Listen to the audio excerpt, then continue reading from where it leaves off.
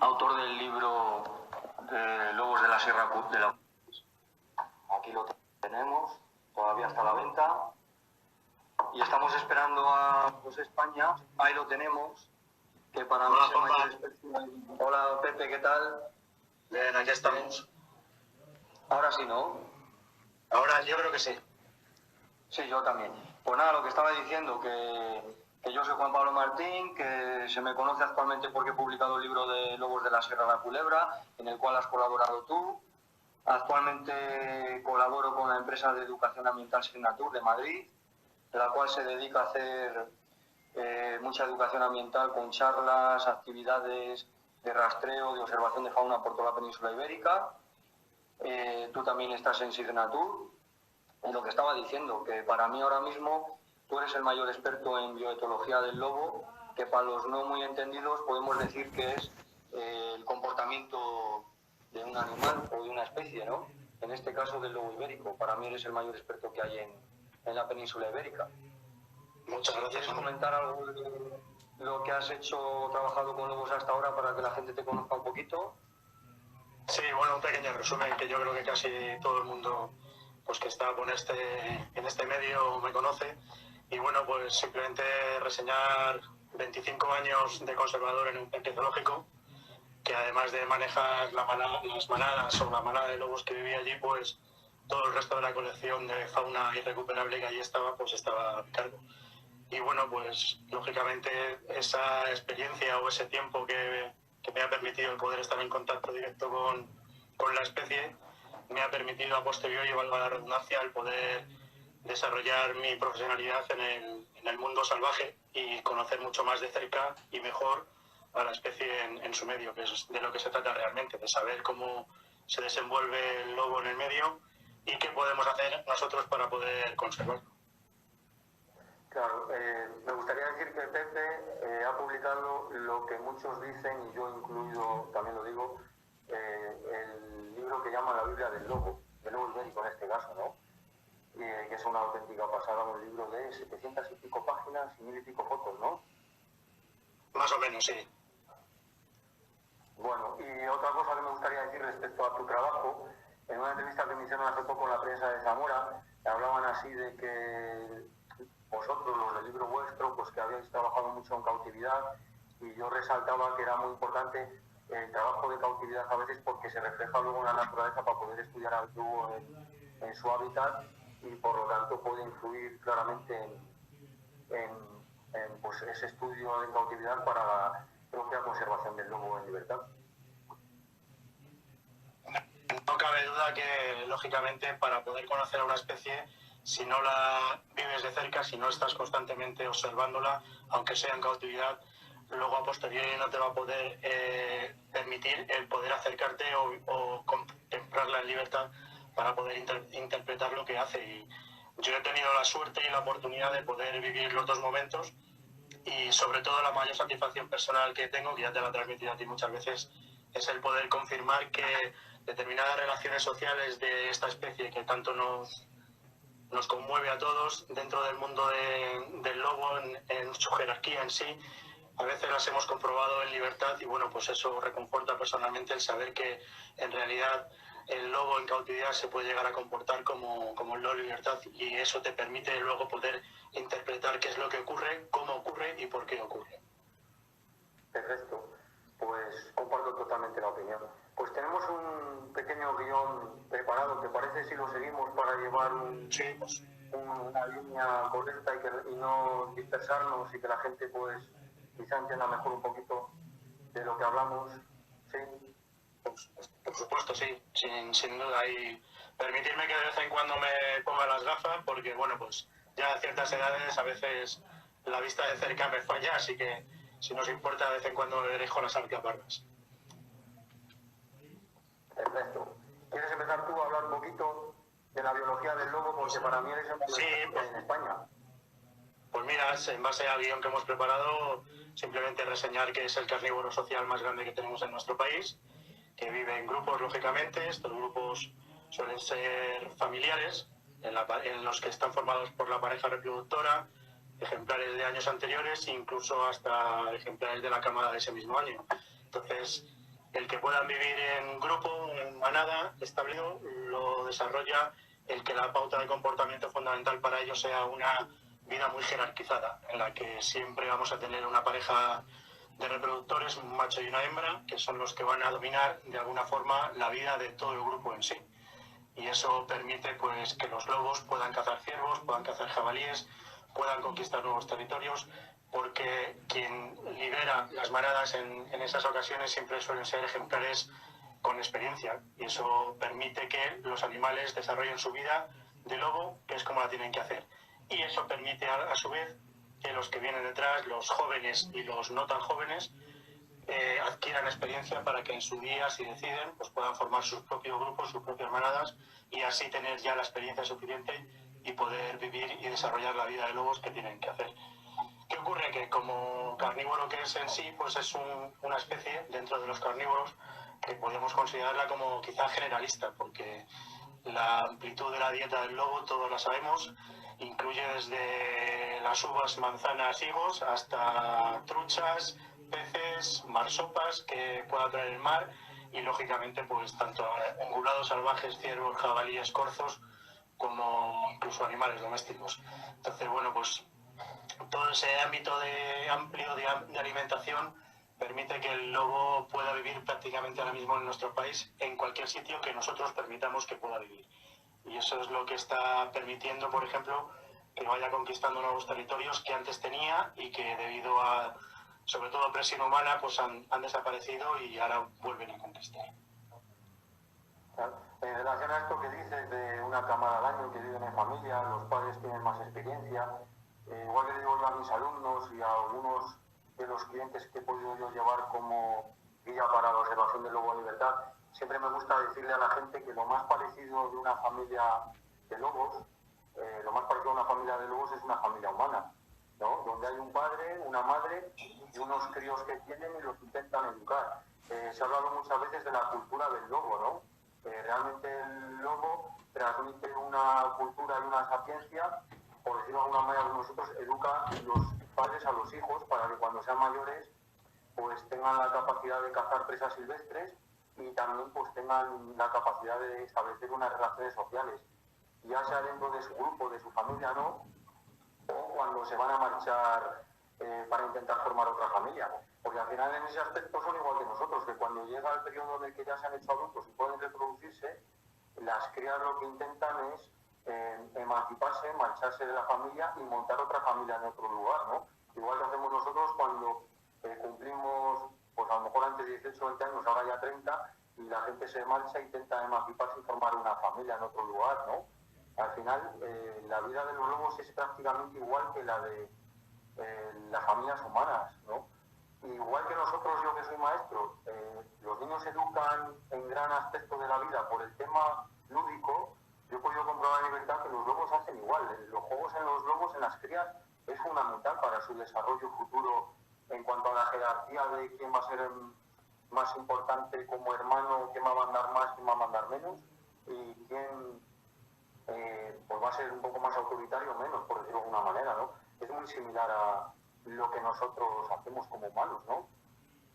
Efectivamente, ten en cuenta que esa parte lúdica que desarrollan los cachorros prácticamente asoman ya a la boca de la lobera, que ya empiezan a tener sus primeros correrías alrededor del cubí y demás.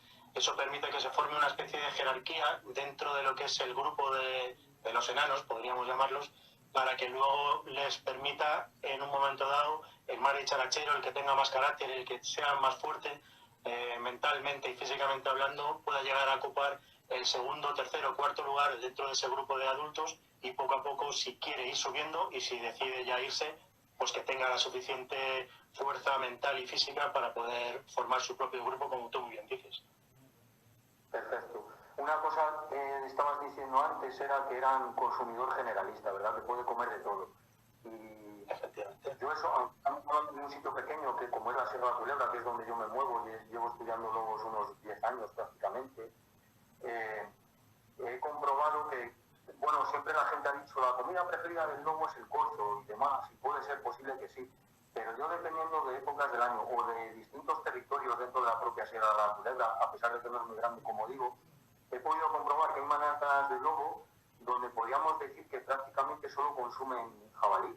Es decir, como que yo creo que hay lobos que se especializan en cazar unas presas silvestres, ya sea porque faltan otras, por la ausencia de unas, o porque en este caso hay exceso de otras, pero que en realidad en muchos puntos yo he observado que son más cazadores de jabalí que de ungulados, habiendo ungulados. Y en otras zonas, pues digamos que a lo mejor sí que hay, o por periodos de las estaciones del año, quizá en octubre cazan más ciervo, pero como que los lobos también pueden ser, a pesar de que son generalistas, pueden ser, algunos grupos o manadas pueden ser un poco más especialistas en cazar un tipo de presas que otras. ¿Qué opinas tú del tema este? Sí, es tan sencillo como adaptarse o especializarse en base a los recursos de los que dispone. Si en la zona que me estás diciendo tú, ese grupo, por lo que sea, tiene una mayor disponibilidad de alimentos desde el punto de vista de piaras de jabalíes, pues probablemente ese grupo se especialice en la captura o la caza de jabalíes. Que se le cruza un corzo, pues lo va a intentar, que lo consigue bien, pero si no lo consigue sabe que siempre va a tener el otro recurso que lo tiene siempre fijo ahí, que son los jabalíes. Pero eso no significa que los lobos por norma sean especialistas en cazadores de jabalíes. Ese grupo en concreto puede serlo, pero a nivel mundial se considera el lobo como un carnívoro generalista que aprovecha cualquier recurso que se le ofrece. Incluso pues, lo hemos visto muchas veces y lo hemos estudiado y está escrito hace 20, 30 años, 40, cuando en Castilla y León, en la llanura cerealista en Valladolid, había un montón de granjas de cerdos. Antes de que ocurriese el problema de las vacas locas, que no hacía falta incinerar los cadáveres, se tiraban por encima de la valla. Pues había grupos de lobos que vivían en esa zona que se alimentaban prácticamente exclusivamente de los restos de esas granjas porcinas. Entonces, ¿eso qué significa? Que el lobo se estaba convirtiendo en carroñero, pero eso no quiere decir que va a ser el resto de su vida carroñero o que todos los lobos son carroñeros, sino que estaba aprovechando esos recursos y como tales pues no los iba a desdeñar. Entonces hay que tener en cuenta la distribución, la disponibilidad de alimento y la vulnerabilidad de las presas para poder saber qué es lo que prefiere en un momento dado. Cuenta aquí, no sé si has visto una pregunta de un tal Isra Pérez, me parece que ponía que si prefieren lo doméstico a lo salvaje o lo salvaje a lo doméstico. No sé cuál era el orden. Eso... Yo por mi experiencia sí. he visto que prefieren lo salvaje a lo doméstico, obviamente. De hecho, yo tengo vídeos grabados donde he podido observar lobos pasando al lado de las vacas sin interesarse por ellas en absoluto. ¿Qué puede pasar en algún momento dado? Pues en lugares donde el ganado no está protegido o donde no está protegido o donde ha tenido dificultades para cazar presas silvestres porque no las hay, pues puede en algún momento dado puntual atacar al ganado. Pero donde yo he visto que hay presas silvestres como jabalíes, porcos, ciervos, en mi experiencia que llevo, como digo, 10 años estudiando lobos en la Sierra de la Culebra, es que solo un par de veces me he encontrado excrementos que tuvieran presas domésticas. Quiero decir que cuando hay presas silvestres es muy raro que un lobo ataque al ganado doméstico, y más si está protegido por el ganadero, que es como tiene que estar. A ver, yo estoy totalmente de acuerdo contigo y si me permites simplemente apuntillar una cosa, y es que el lobo, como especie salvaje que es, lógicamente va a preferir elegir o perseguir a una presa salvaje que a una presa doméstica. Entonces, que luego hablaremos de ello, lo tenemos ahí en el guión, ya sabes, del tema de ataque al ganado doméstico. En el momento que la disponibilidad de presas se inclina hacia lo salvaje, el lobo va a respetar siempre que pueda al animal doméstico. Otra cosa es que ya estemos hablando de ejemplares solitarios, divagantes, dispersantes, que entonces a lo mejor sí se tienen que agarrar al clavo ardiendo y le tiran al ganado doméstico. Pero por regla general, y más en una zona pues de la que tú sabes mucho, de la que estamos hablando, de la Sierra de la Culebra, donde la densidad de ungulados salvajes es tan grande, a pesar de que haya ganado doméstico, el lobo tiende a cazar o a perseguir a las presas que condicionan su desarrollo psíquico, que es el poder perseguir una presa salvaje. Otra cosa que me gustaría comentar respecto a la biología es que a mí me preguntan muchas veces la gente, ¿y el lobo no te da miedo ir a la sierra a ver si un día te va a atacar? Como me decía mi madre hace años.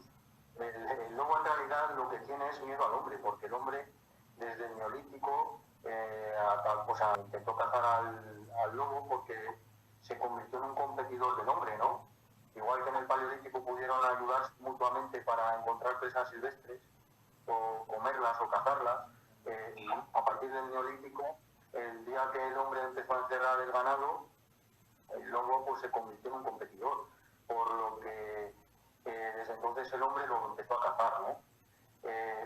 Pues hoy en día el lobo es tan difícil de ver y tan esquivo y tan inteligente porque le tiene miedo al hombre, porque sabe que somos su mayor amenaza potencial, ¿no? Entonces, ¿qué te puede pasar si tú te encuentras con un lobo en la sierra? Pues a mí lo que me ha pasado es que te mira, si es joven, se queda mirando como diciendo, ¿qué es esto que me he encontrado?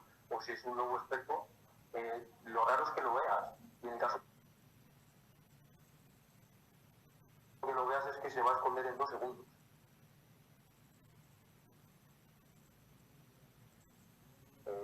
Como a mí que he visto a un lobo cerca, hacerle una foto a un lobo de cerca es muy difícil, por no decir casi imposible, a no ser que una persona se esconda, porque en cuanto un lobo presenta que hay una persona, ya sabe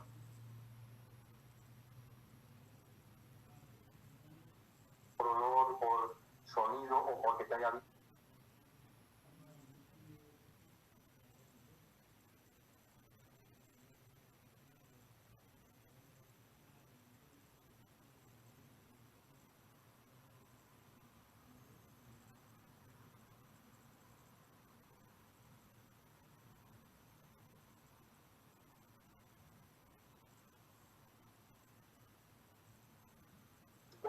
Es que desaparece al instante. El miedo que tiene a las personas es el que le ha permitido poder llegar, yo creo que porque sigue siendo una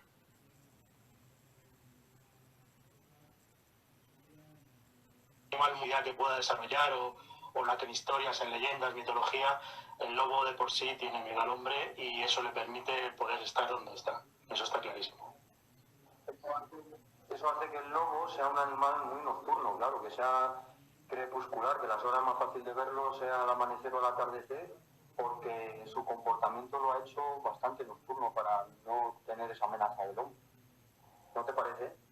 Efectivamente, sí. Ten en cuenta que cuando llega ahora esta época de su vida, en la que es un momento crucial para ellos, la época de la cría, pues incluso en estas fechas, sabes tú que es quizá las peores épocas para intentar ver lobos en libertad, porque reducen muchísimo su actividad, no solo ya su actividad, sino incluso sus movimientos dentro de su territorio. Entonces, eso también se lo da el que sea de carácter tímido y miedoso. Entonces, hay que intentar hacer observaciones de lobo, como bien sabes, a primeras horas de la mañana, a últimas horas de la tarde. Y el resto del día, pues hacer lo contrario que hacemos nosotros. Si nosotros tenemos actividad, pues él busca sus sitios de desespero para descansar y hasta la última hora de la tarde o primera hora de la mañana ir a hacer su actividad de lobo, que es la de intentar buscarse la vida y el alimento.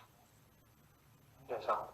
Me gustaría, Pepe, que dijeras alguna pincelada breve de cómo son las características físicas, las más básicas del lobo ibérico, porque por 2 cosas. Primero, porque hace un año, cuando se prohibió la caza de todo tipo de animal y luego la del lobo, salía en la prensa noticias de se ha visto un lobo en no sé qué carretera, en no sé qué pueblo, etcétera, etcétera. Yo recuerdo una noticia que salió en la prensa zamorana, donde la imagen de que salía de unos señores que iban conduciendo por la carretera de Tábara, en la Sierra Culebra, habían visto un lobo, y de lobo no tenía nada, ni en tamaño, ni en coloración, ni en muchos aspectos. Igual que un vídeo que salió también por ahí, que si era en la Sierra de Sanabria, de que habían salido 7 lobos entre la nieve, que si era también en Asturias, y luego era en un centro en cautividad en Italia. Y me acuerdo comentando contigo el tema que me decías, pues eso no son lobos ibéricos, es que tiene el aspecto de no ser un lobo ibérico.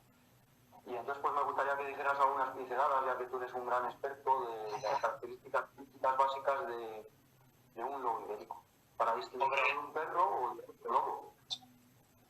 Ten en cuenta que en muy pocas ocasiones vamos a tener la oportunidad, y tú bien lo sabes, de poder disfrutar del tiempo suficiente de la observación de un ejemplar para poder decir, a ver, este ejemplar lo estoy observando y voy a verle todas las características que las reúnan en todo su cuerpo para confirmar que es un lobo.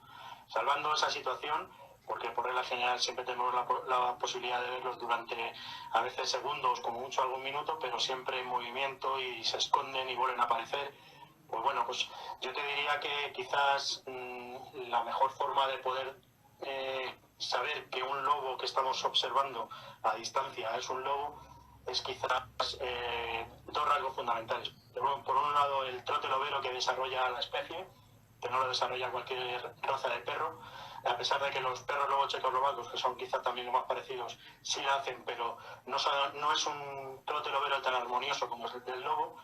Y por otro lado, quizás fijarnos sobre todo en el tamaño de las orejas, que los lobos siempre son mucho más pequeñas, triangulares, y están más separadas en la cabeza que las de un perro, y la posición de la cola.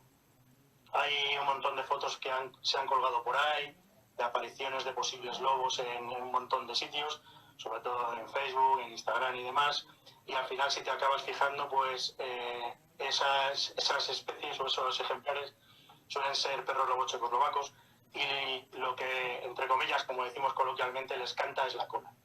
Los perros, por regla general, siempre llevan la cola en forma de hoz, y tú nunca, o prácticamente el 99,9% de las veces que veas un lobo, vas a ver nunca a un lobo con la cola en forma de hoz. Siempre va a estar o relajada, caída, y a lo mejor la punta sí un pelín doblada, pero por regla general, si es un ejemplar dominante, tú lo sabes, o cola en bandera, o cola horizontal, o separada del cuerpo, pero siempre relajada. Y si es un subordinado, por su condición de subordinado, muy pegada al cuerpo, pero siempre relajada en posición vertical hacia abajo. Yo creo que esos rasgos pueden ser casi cruciales a la hora de poder determinar si vemos un ejemplar durante 10-12 segundos que nos hace una pasada rápida, poder decir si es un lobo o no es un lobo.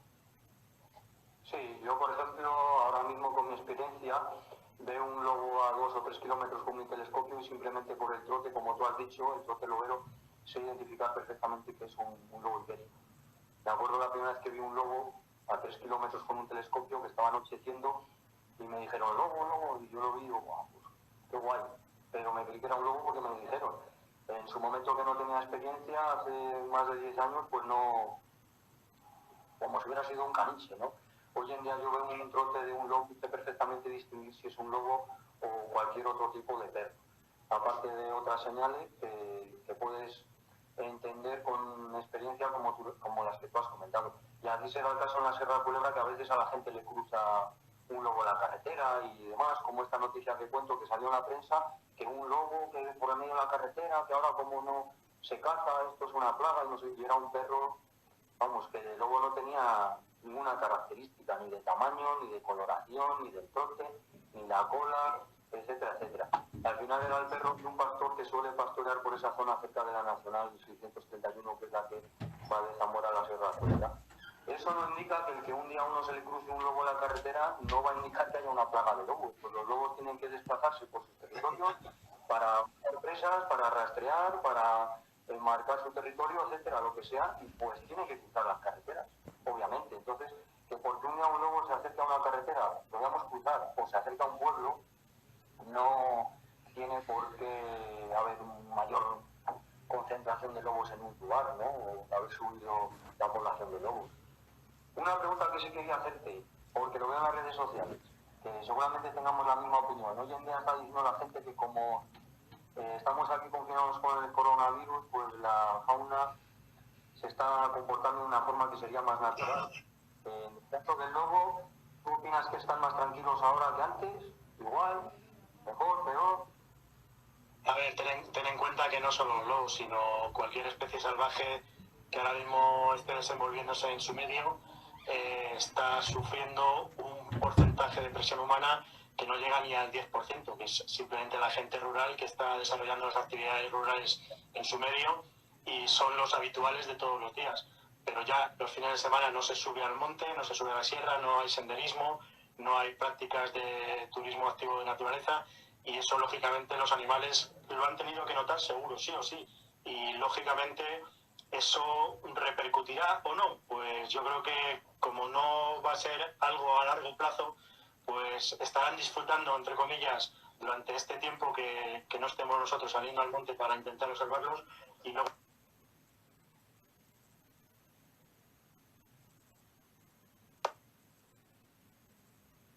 a las horas en las que nosotros estamos por el monte. Claro, yo opino como tú. Y bueno, que ahora puede ser que estén más tranquilitos, pero en la Sierra de la Culebra hay muy poca población. De hecho, por ello es el sitio donde más probabilidad hay de ver lobos en libertad, porque hay poca población y por lo tanto, pues el lobo, digamos que en la Sierra de la Culebra vive más tranquilo que en otros lugares como puede ser Madrid, que es de donde eres tú, ¿no? Entonces, pues bueno, sí puede ser que estén más tranquilos, pero hoy por hoy en la Sierra de la Culebra no creo que afecte tanto como en otros lugares. Con esto decir también pues que los lobos, como vi un vídeo hace poco que se habían afectado no sé qué pueblo y habían hecho un vídeo de un lobo no sé qué pueblo de Galicia, pues que tampoco tiene nada de malo que un lobo se acerque a las poblaciones, ¿no? Son lugares por los que tienen que pasar y a veces lobos dispersantes pues pasan al lado de un pueblo y eso no indica nada extraordinario, ¿no? Como lo que decía yo antes de que ahora hay una plaga de lobos o qué sé yo, como dicen algunos por ahí, ¿no?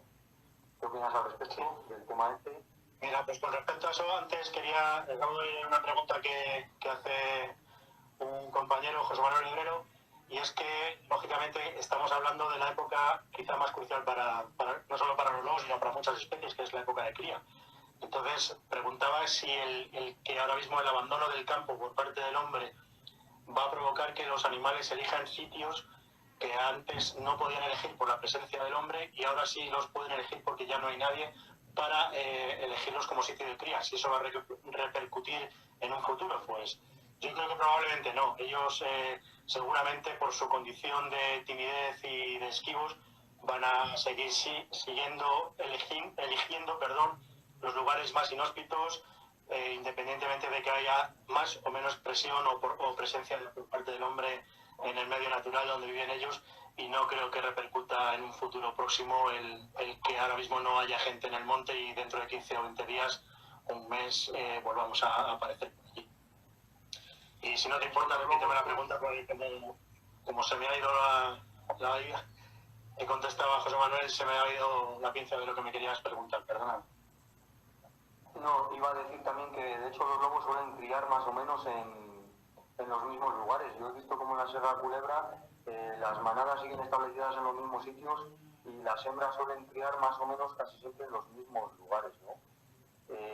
Incluso a veces es sorprendente lo cerca que pueden llegar a criar de una población, pero porque no se sienten amenazados ni nada, pero sí que suelen criar en sitios, como tú dices, que son de más difícil acceso, aunque estén cerca de un pueblo, pero que son de difícil acceso, pues ya porque haya matorral, alguna vaguada importante con un desnivel, etcétera, etcétera. Sí, ten en cuenta que siempre van a tratar de buscar y localizar en la época de cría un lugar cerca de un punto de agua, que para ellos, sobre todo para los cachorros, en el momento que empiezan a asomarse a la lobera, al cubil, es fundamental, porque el paso ese que hacen del lactante al semisólido no lo dejan bruscamente, y poco a poco lo que van a necesitar es, en el momento que ya dejan de lactar, de ser lactantes y pasan a comer los regurgitados que le llevan los adultos, pues necesitan una dieta hídrica que esa se la suministran unos puntos de agua, y lógicamente no tienen que estar muy lejos de los sitios donde han nacido porque todavía no tienen cierta edad y su forma de comunicarse o moverse es todavía bastante torpe. Pues eso hay que tenerlo en cuenta. Una cosa que hay que tener en cuenta que tenemos aquí es que los lobos también tienen la capacidad de autorregular los tamaños de su manada, de su clan, de su grupo, ¿verdad, Pepe? Porque también han salido noticias cuando se prohibió la caza de que parecía que en la Sierra de la Culebra o en muchos sitios de España, o perdón, de Castilla y León, que es donde se prohibió la caza del lobo bueno, durante un mes se llegó a prohibir la caza de todo tipo de animales, ¿verdad? Pues hay gente que decía que iba a haber una plaga de lobos y de todo tipo de animales. En el caso del lobo, el lobo tiene una capacidad de autorregulación, puede regular su tamaño, dependiendo de la disponibilidad de presas, dependiendo del territorio, de si es más agreste, menos agreste. Y bueno, lo que hablábamos un poquito antes también, pues que los lobos también quieren, cuando se hacen mayores, independizarse y formar una familia igual que hacemos los humanos, ¿no? Entonces, los lobos tienen la capacidad de autorregularse y no generar manadas de número de miembros infinito, ¿verdad? ¿Te gustaría comentar algo del tema? Sí, eso. Muy importante. Aquí quizá en España no sea muy fehaciente ese hecho, pero por ejemplo en Estados Unidos Y si nos vamos a leer a David Metz, que es la Biblia de los lobos a nivel mundial, es un americano que lleva pues prácticamente 60 años estudiando lobos en libertad allí en Estados Unidos, pues llegó a comprobar cómo que en determinadas zonas de Norteamérica el sexo de los nacimientos se inclinaba hacia uno o hacia otro en base a la disponibilidad de alimentos. Si había poco alimento, los nacimientos se inclinaban hacia los machos, y si había más alimento, los nacimientos se podían inclinar hacia las hembras. ¿Por qué se inclinaban hacia los machos si había poco alimento? Pues para poder autorregularse ellos mismos, porque se provocaban más peleas por el tema de la alimentación, y entre ellos se producían las muertes, y así controlaban su número, de tal forma que no había relativa abundancia del número de ejemplares y podían disponer del poco alimento que tenían. ¿Qué ocurría? Que si aumentaba la disponibilidad de alimento, las crías en años posteriores iban a tratar de inclinarse hacia los sexos de las hembras para poder formar nuevos grupos en territorios aledaños.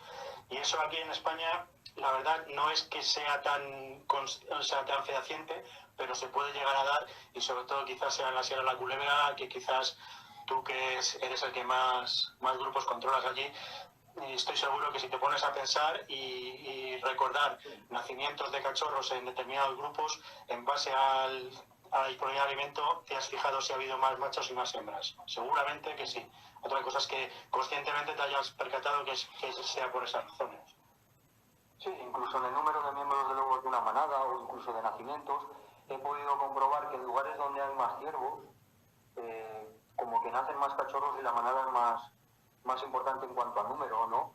Y en manadas de las estribaciones de la sierra, digamos que más al suroeste, que ya hay menos ciervos, menos corzo, pues el número de miembros de una manada suelen ser mucho menores. Y ya si nos vamos al sur del Duero, en Zamora, por ejemplo, pues las manadas de los lobos, además de tener un territorio mucho más amplio, sí que también son menos números de lobos. Lo que yo he podido comprobar hasta la fecha de hoy, pues durante estos 10 años que más o menos llevo observando los lobos en libertad en la Culebra. Y sí que me ha llamado la atención de donde he visto muchísimos números de ciervos, he podido ver que las manadas de lobos son un poco más grandes. Y no es que lo haya visto un año, lo he visto a lo largo de varios años, entonces creo que es algo a reseñar, ¿no? Que es como un patrón que hay, donde hay más ciervos, hay más lobo, y donde hay menos ciervos o menos presas silvestres hay menos lobo. Es algo que he podido comprobar a lo largo de años. Sí, otra curiosidad con respecto a la regulación de poblaciones, porque lógicamente cuando hablamos de manadas de lobos no podemos olvidarnos del resto de los competidores que puedan tener en su territorio. Entonces en este caso hay que quizá romper una lanza a favor del lobo, porque es una especie de carnívoro generalista que es capaz de regular las poblaciones de otros pequeños mesocarnívoros, véase zorro, véase gato montés, y eso permite lógicamente que esas poblaciones no infrinjan la diezma de poblaciones de las presas de las que se alimentan, por ejemplo conejos, liebres, perdices, con lo cual, quieras que no, indirectamente el lobo se puede llegar a convertir en un autorregulador de su ecosistema en base a ese control que hace no solo con sus presas, sino también con sus posibles competidores. Y eso es muy importante, que muchas veces nos olvidamos de ello. Sí, el lobo es un sanador del monte, ¿no? De la sierra. Normalmente depreda sobre los animales enfermos o más débiles, por lo que evita que haya muchas enfermedades en el monte, ¿no? En la sierra, en un ecosistema. Entonces también hace una regulación de otras especies, y en la Sierra Culebra, por ejemplo, podemos presumir, entre comillas, de que los ciervos más grandes de la península ibérica están aquí precisamente porque el lobo ha hecho una selección natural de la genética de los ciervos, ¿no? Ha depredado sobre los más débiles, por lo tanto la genética que ha prevalecido es la de los ciervos más potentes, que son los que han sido capaces de transmitir, por lo tanto, esa simiente a las hembras. Y por lo tanto aquí podemos encontrar ciervos que yo he llegado a grabar alguna vez, me acuerdo, pero ya hace un tiempo, ciervos de 22 puntas, yo creo que grabé alguna vez. Ya no veo ciervos tan grandes, pero sí que de vez en cuando se ve alguno brutal. Y es el lobo el que ha hecho esa selección natural, y el que hace que no haya una plaga de animales, ¿no? Y el que hace que no haya animales enfermos también, en muchos lugares, ¿verdad? Entonces, pues... Y nada, en cuanto a la distribución del lobo, Pepe, que ya tenéis lobos en Madrid, ¿cómo han llegado a Madrid? A mí me lo preguntan mucha gente, ¿cómo es que van los lobos a Madrid? ¿Han ido desde Zamora, que es donde estaban los lobos en la Sierra Culebra, ya han llegado a Ávila en una noche? o en 2 días, Mira, ¿cómo ha sido eso? Si pudiésemos hacer un mapa genético de la distribución de los lobos a nivel nacional, podríamos llegar incluso, yo creo, a comprobar que hasta en Madrid, la población de lobos que vive en nuestra capital probablemente tenga hasta sangre asturiana en un momento dado. Ten en cuenta que las poblaciones de lobos siempre se mueven de las zonas más saturadas a las zonas menos saturadas. Y en este caso lo que ocurrió hace prácticamente 8 o 10 años en Madrid es que en Madrid no había lobos y de repente lobos segovianos, lobos avileños, lobos de Guadalajara se encontraron con un terreno totalmente limpio de ejemplares, con mucha disponibilidad de alimento salvaje.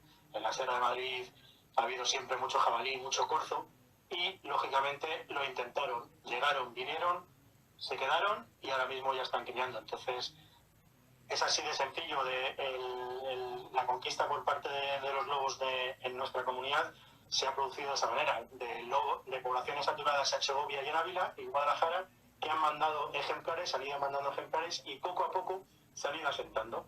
Se han establecido sus territorios, han esperado a que viniese una pareja, se han establecido la pareja, se han criado y a partir de ahí ya tenemos más o menos los entre 4 y 6 grupos reproductores que tenemos en la Sierra de Madrid, que son los establecidos ahora mismo, que rondarán entre los 25 y 35 ejemplares en base a los años. Variará mucho porque sí hay que decir que la incidencia de la muerte, tanto natural como natural, en la Comunidad de Madrid es bastante severa y a pesar de que somos la comunidad de España que sufre más atropellos por parte de los lobos, independientemente de eso también el que se lleguen a sentar y que los grupos no sean tan grandes como por ejemplo puedan ser ahí en tu tierra, en Zamora, lo provoca la presión humana por un lado y por otro la disponibilidad de alimento. Entonces, bueno, pues esas son más o menos los resúmenes de lo que es la vida de los lobos desde que llegaron hace 8 o 10 años a nuestra comunidad.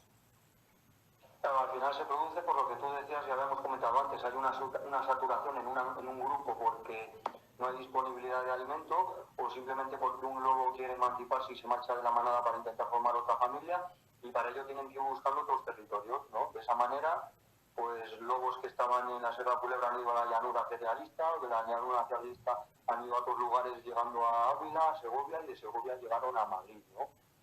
Efectivamente. Y respecto a este tema, los lobos no viven igual en la Sierra de la Culebra que pueden vivir en Madrid, por lo que tú decías, hay mucha saturación de carreteras, de coches, de personas, y si cabe seguramente sean mucho más nocturnos que en la Sierra de la Culebra, que a veces se les puede ver a cualquier hora, aunque la más propicia sean las horas crepusculares. Y como preguntaba alguien que viene una pregunta, que si al convivir los lobos donde hay muchos humanos, que si no se vuelven más atrevidos, pues desde mi punto de vista es todo lo contrario, se vuelven mucho más esquivos. En zonas de Galicia o de Asturias donde hay mucha población es muy difícil ver un lobo. En la Sierra de Culebra es más fácil ver un lobo porque aunque hay muchos pueblos, son pueblos de muy pocos habitantes que pasean muy poco por el monte, que no hay prácticamente agricultura y que por lo tanto los lobos se mueven mucho más tranquilos.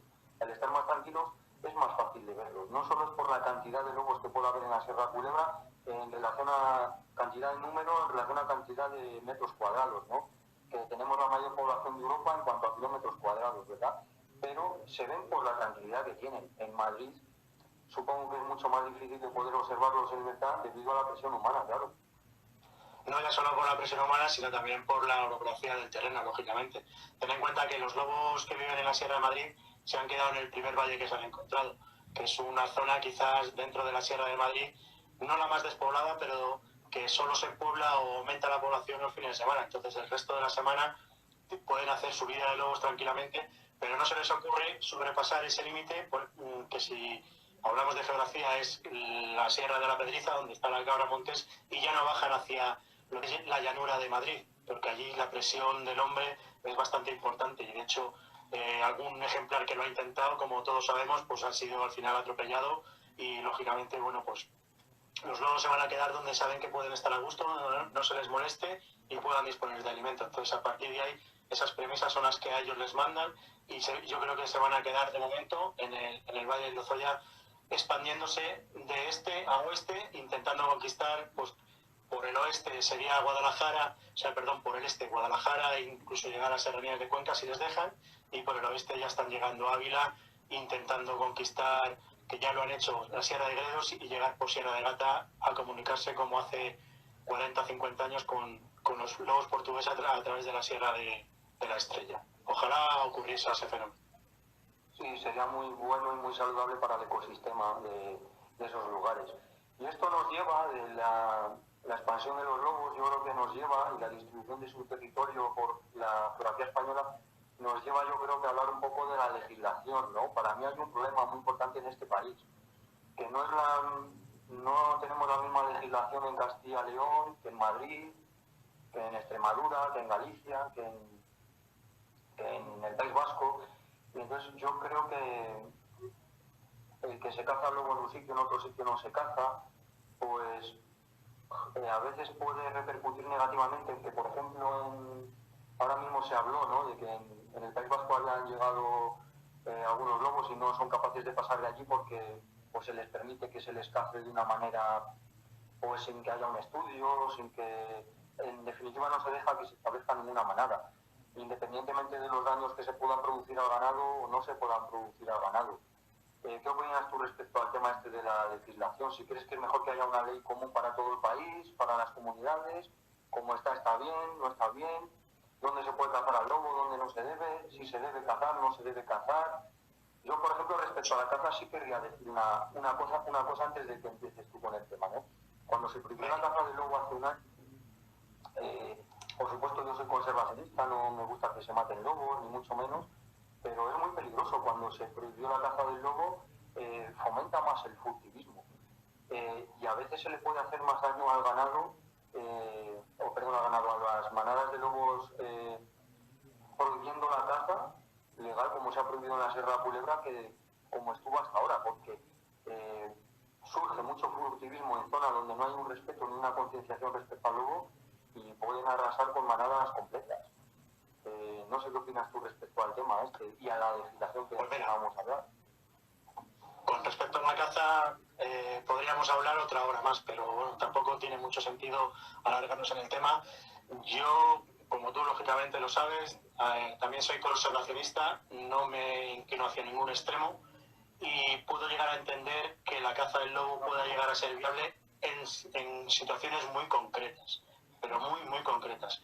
Y por favor, que la gente que nos está escuchando que tome estas palabras con mucha cautela, porque eso no quiere decir que yo quiera que se siga matando al lobo en España. Pero sí es verdad, por ejemplo, que lógicamente yo creo que las manadas que viven en España no son iguales las de la Sierra de la Culebra que las de Galicia, que las de Asturias, que las de Cantabria. Y sí soy partidario de una legislación por zonas, independientemente ya de comunidades, porque sabes que el lobo no sabe de fronteras, pero sí, siempre, por favor, siempre en base a unos estudios científicos bastante exhaustivos, porque esos son los que nos van a permitir, si conocemos nosotros realmente qué población vive en cada sitio, de qué se alimenta, cómo vive, dónde vive, poder llegar a establecer un plan de gestión de la especie por zonas y por territorios, y a partir de ahí ya podemos aumentar el abanico de posibilidades en base a si se caza o no se caza, o se puede dejar de cazar para que aumenten sus poblaciones. Ese sería más o menos el resumen de mi opinión sobre la caza y la situación legal del lobo en nuestro país. Mi opinión es la misma. Yo estoy en contra de que se cace el lobo, no me gusta para nada, y sobre todo estoy en contra en que en muchas ocasiones se ha cazado el lobo simplemente porque ha llegado a un sitio, y no me parece ni lógico ni de nada científico, y que lo único que hace es muchas veces perjudicar incluso al ganadero, porque hemos podido estudiar que en algunos lugares donde hay un grupo de lobos que se le deja tranquilo, apenas hay daños al ganado. Cuando se caza a un lobo dominante, al padre o a la madre de una familia, o a un grupo en el que hay pocos lobos y no tienen la capacidad, después de que uno de los miembros haya sido cazado, no tienen la capacidad, como digo, de cazar presas silvestres, se van a tirar al ganado doméstico. Entonces, en algunos lugares ha habido errores a la hora de cazar lobos, que por supuesto yo no estoy de acuerdo ni me gustan que se cacen, pero, hombre, con estudios científicos y avalados en algún lugar, si hubiera que tomar alguna medida simplemente por apaciguar un número de población de humanos que se han puesto en contra de un grupo de lobos en concreto, pues por apaciguar un poco los ánimos de esa gente que se altera porque un lobo atacó en un sitio, pues bueno, pero en realidad si se les deja tranquilos no suele haber daños de lobo al ganado. Y sin embargo cuando se caza lobos puede provocar daños colaterales al ganadero en muchas ocasiones, sobre todo. Y en periodo de cría, que yo he comprobado también que cuando ha habido, yo he comprobado por la prensa y en Zamora, cuando más ataques de lobo he podido comprobar y apuntar ha sido en periodos en los que empieza la caza del lobo. Me refiero a la caza de cazadores hacia el lobo. Y entonces puede que haya un patrón respecto a que lo que estoy diciendo sea totalmente cierto, ¿no? Que una vez que se caza lobos puede generar como daños colaterales daños al ganadero, en definitiva. Entonces, ni me gusta que se cace y en el caso de que se haga en alguna ocasión, creo que habría que tomar esas medidas, como dices tú, más científicas. ¿Por qué, cuándo, dónde y cómo? Y sí que me parece muy importante que haya unas medidas de conservación hacia el lobo para que se pueda establecer en otros sitios, porque va a ser más sano para el monte, va a haber un ecosistema mucho más regulado y en definitiva va a ser mejor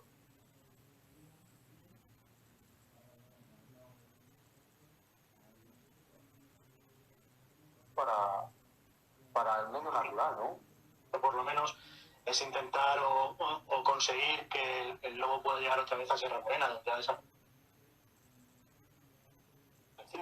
Entonces, si nosotros de alguna forma llega a conquistar ese territorio, que lo puede llegar a conquistar si se lo permitimos, lógicamente, como te estoy diciendo, porque hay que son los que se han utilizado toda la vida de Dios, de viajes, y si nosotros permitimos que el lobo llegue a Sierra Morena, se puede llegar a instaurar. Y otra cosa es que ya choque con otro tipo de intereses económicos o ganaderos o en el sector de la caza, y ya lógicamente cuando a esos sectores ya lógicamente tendremos que hablar de mesas sectoriales en las que se incluyan todos los grupos de la especie, no ya solo a nivel real o en zonas en concreto, y es quizá yo creo que lo más complicado del mundo.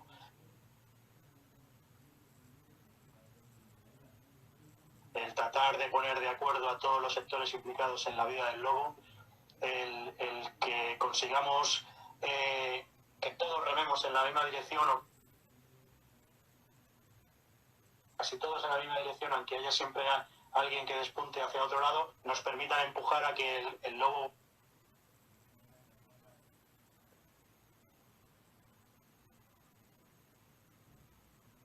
a conquistar otra vez todo el territorio nacional, como hace prácticamente. Bueno, ahí estamos, y yo creo que quizá con esta charla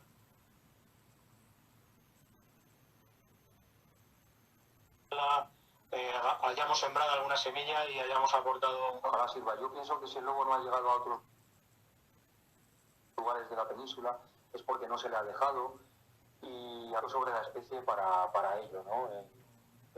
En este asunto, ¿no? Porque el lobo, como digo, creo que es un gran regulador de los ecosistemas y en definitiva pues la conquista de otros territorios sería algo bueno. Ahí no ayudan tampoco las infraestructuras humanas, como puede ser las autovías, las carreteras, como has dicho tú en Madrid, el tema del furtivismo, y que, bueno, que si podemos enseñar un poquito más a que se conozca el lobo, pues, y se respete, pues podremos hacer algo. También hay que huir de los extremismos, incluso pueden ser a veces un poco radicales, y lo que hacemos es enfrentar dos posturas que lo único que hacen, en vez de beneficiar al lobo, es totalmente perjudicarlo. Incluso grandes defensores del lobo. Entonces lo que tenemos que hacer es huir de extremismos, ser un poco más imparciales, ponernos en el lugar de otra persona, también como puede ser a veces un ganadero, que hay que entender el lobo, y no ser extremista ni en cuanto a ser defensor del lobo, ni en cuanto a todo lo contrario, ni a ser que hay que cazar lobos sí o sí. Hay que hacer estudios del lobo, hay que conocer el lobo, cómo funciona la especie, y entre todos llegar a un acuerdo. No podemos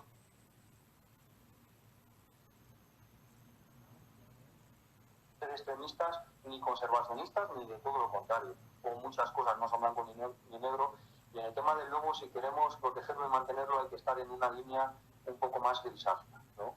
No ser extremista, hacer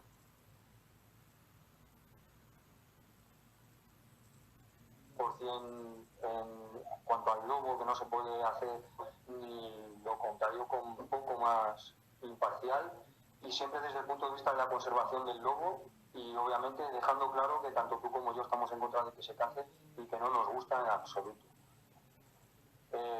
Otras cosas que yo también, tinteros de turismo, de observación, que algunas veces hemos comprobado que algunas personas por la observación del lobo también en la naturaleza puede crear algunos daños colaterales hacia la especie, ¿no? ¿Verdad, Pepe? Como gente que... Sí.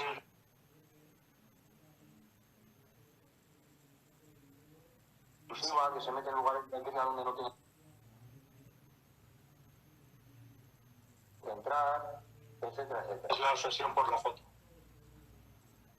La foto o el vídeo. Entonces, yo creo que el poder disfrutar de la especie a una distancia adecuada en la que no interfieras para nada en su vida normal, para poder llegar a interpretar lo que hace, cómo lo hace y observando, no tiene por qué ser algo que repercuta en decir, es que quiero tener una foto de un lobo mirándome a cámara a 3 metros de distancia para tener la sensación de que me ha mirado un lobo a la cara.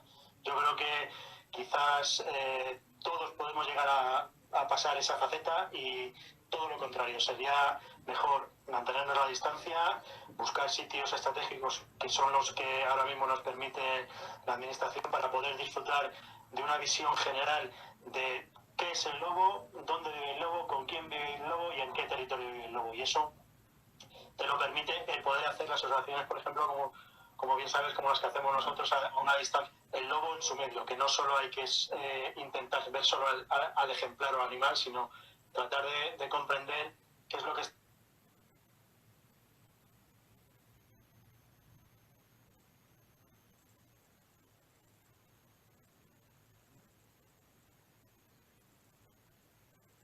haciendo, cómo lo está haciendo y dónde lo está haciendo. Claro, o sea, unos equipos como un telescopio, unos prismáticos, es decir, una óptica de largo alcance que te permita observar los lobos sin que tengan su presencia cercana y que puedan comportarse de la forma más natural posible. Yo lo que he visto es que hay gente que cuando ve por primera vez un lobo, igual que cuando yo lo vi, ¡oh, qué pasada eso! Y lo ves con un telescopio, que es como hay que verlo. Pero hay gente que cuando ve el lobo, ahora quiero grabarlo, ahora que ya lo he visto quiero grabarle un vídeo, ahora que ya le he grabado un vídeo de lejos, quiero intentar hacer un vídeo más cerca, ahora que he conseguido grabar un vídeo más cerca voy a intentar hacer una foto, y ahora voy a intentar hacer una foto más cerca y tener la mejor foto del mundo para colgarla.